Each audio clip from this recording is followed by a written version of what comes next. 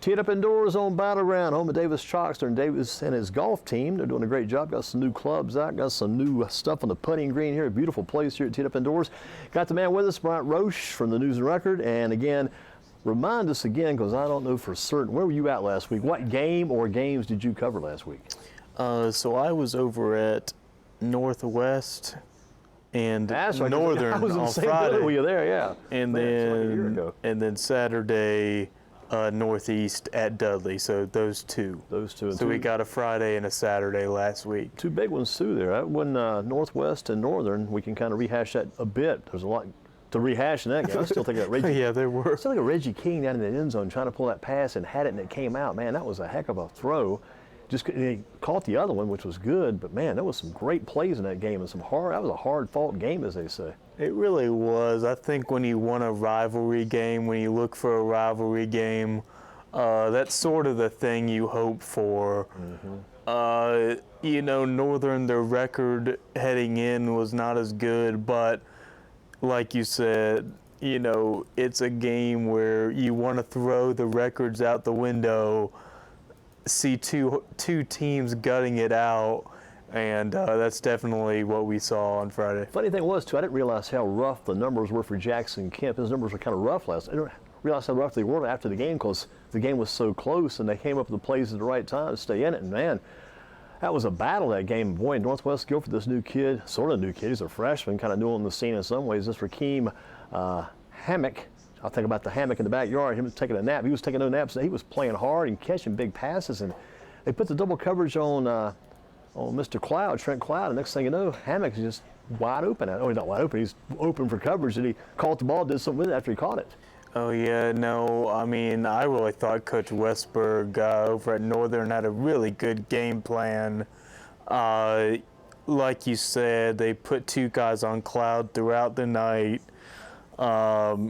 I mean, really, he did hardly anything. I think I had him for 2 catches for 11 yards, I think, if I remember correctly. And all of it was in the first half. So really, they basically did. Even in the first half, it wasn't like he did all that much. So but if I'm him, I'm saying to Hammock, I'm saying half your yards are my yards because I had 2 men on me. Half of those should have gone to me that game. That's what I'm telling. And honestly, for him, the freshman, a lot of those yards were in the fourth quarter.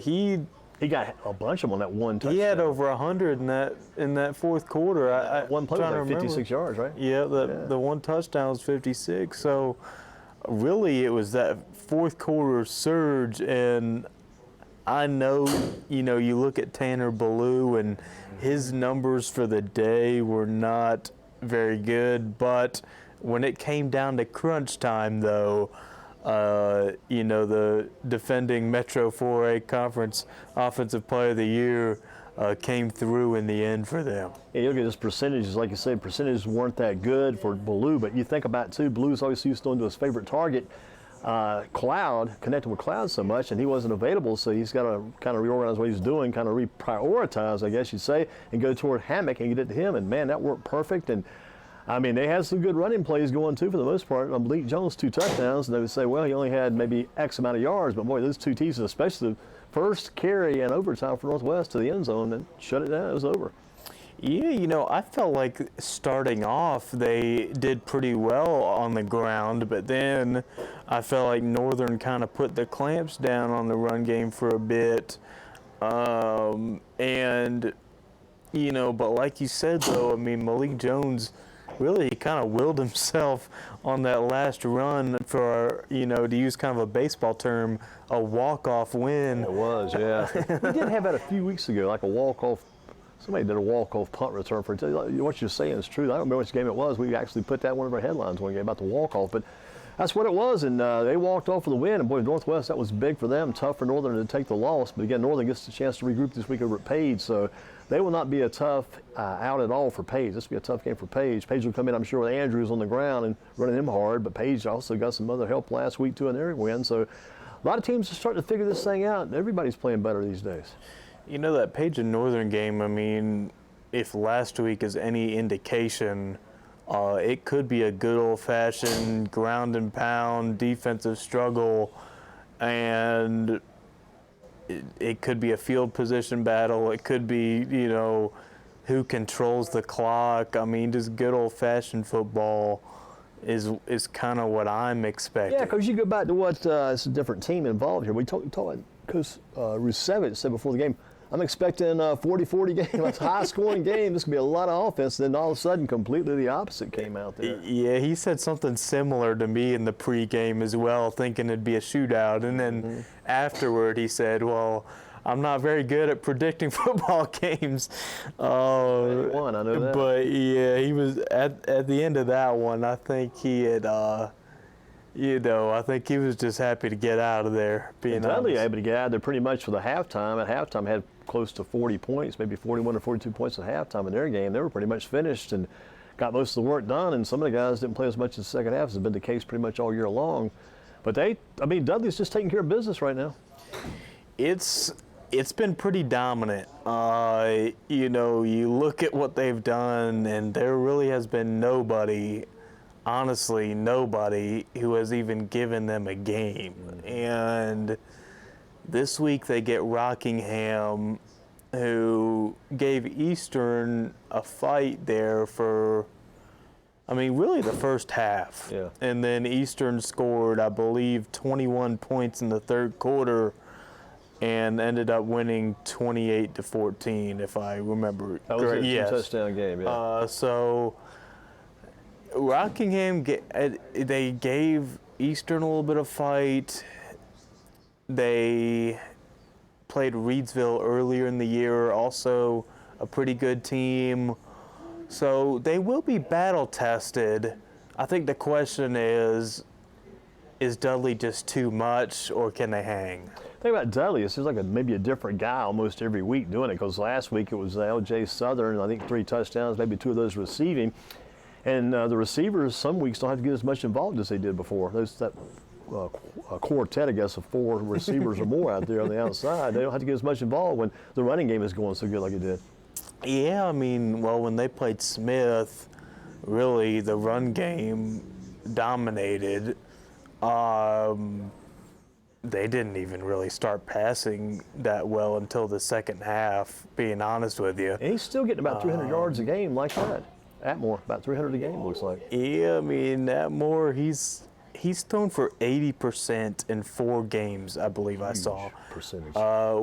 And his lowest percentage of the year, I believe, 73 point something percent. So if that's your season low, then you're doing something right. And so Atmore really has been, obviously the receivers are very good.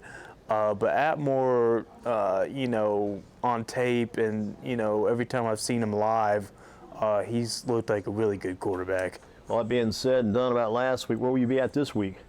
So I will be over Yes, is it going to be one of those Forsyth County games? Are you going to Oak Grove and Ledford? No? No, I do think that's a good matchup, but I will be at High Point Christian playing against the Asheville School in a private school matchup. High Point Christian currently undefeated, and Asheville School, the defending state champions, coming to town. Some Division I firepower on their side. What kind of record they have, Asheville Christians? Maybe 1 loss? They've got a 3-3 record, but okay. a little bit deceiving though. They've played a couple. They play Charlotte Christian, some guys like that maybe lost. They've played a couple out-of-state teams. Raven Gap maybe. They played a team out of Knoxville, and they played another team out of Greenville, South Carolina.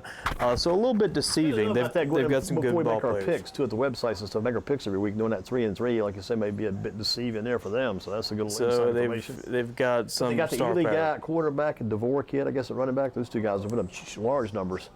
Yep, they've got themselves a good football team over there. Mac Johnson, really good defensive end, a 6'4", 250.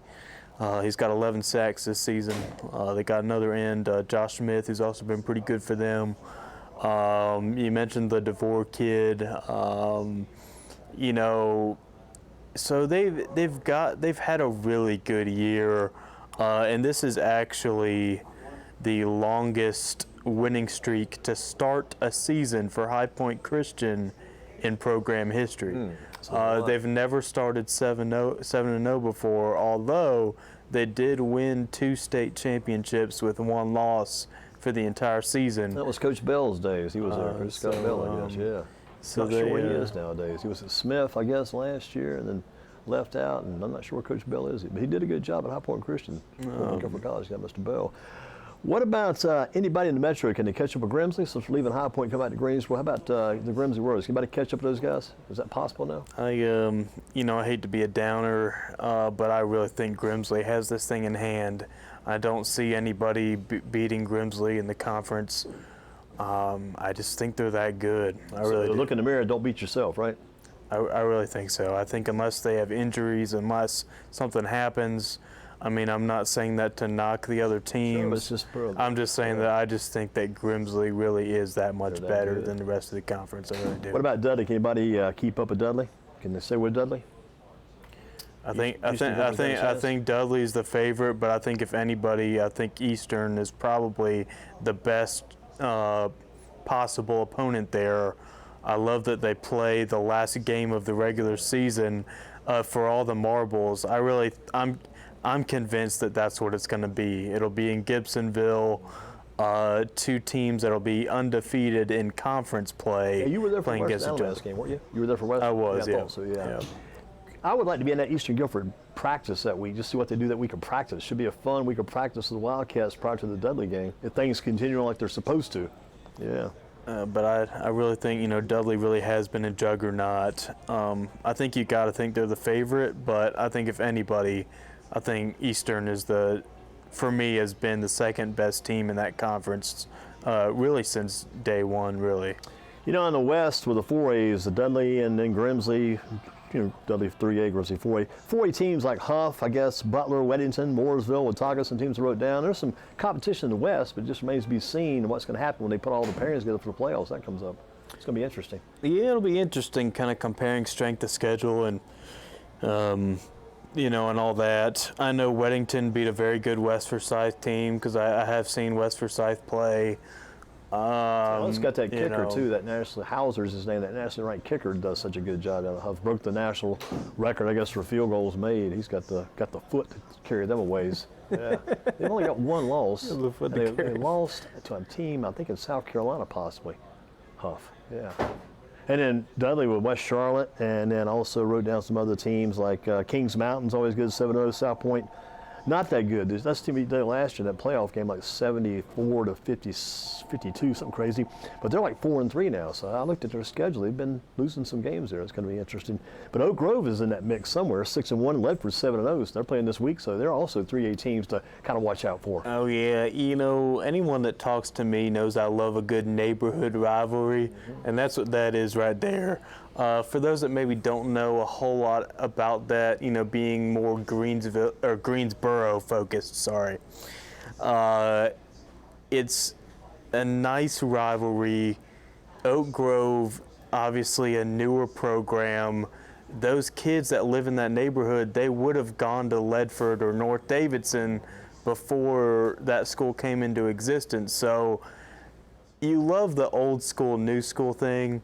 And I looked back at the rivalry history, and apart from the first game they played against each other, every game has come down to a single score. Wow. Every time. Interesting. And so it's been a battle year after year.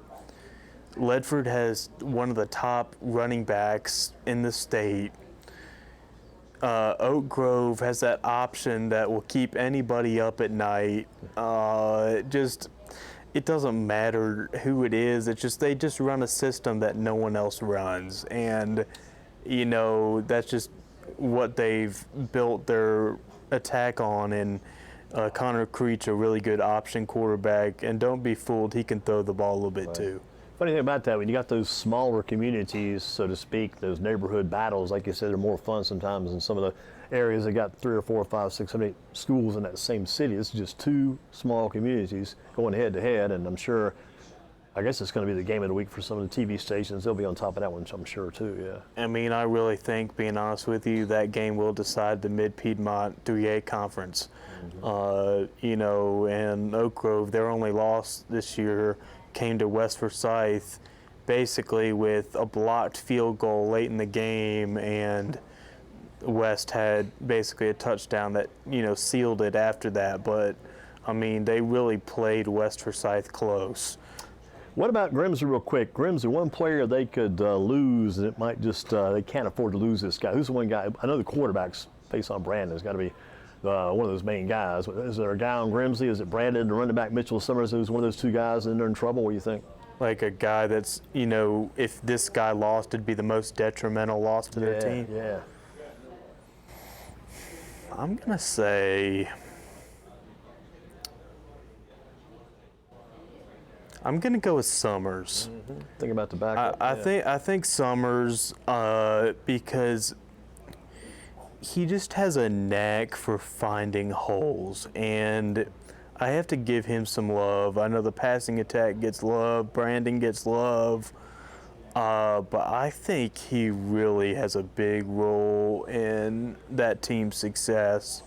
And, you know, I think if you lose a receiver, you always you have other ones that are really good.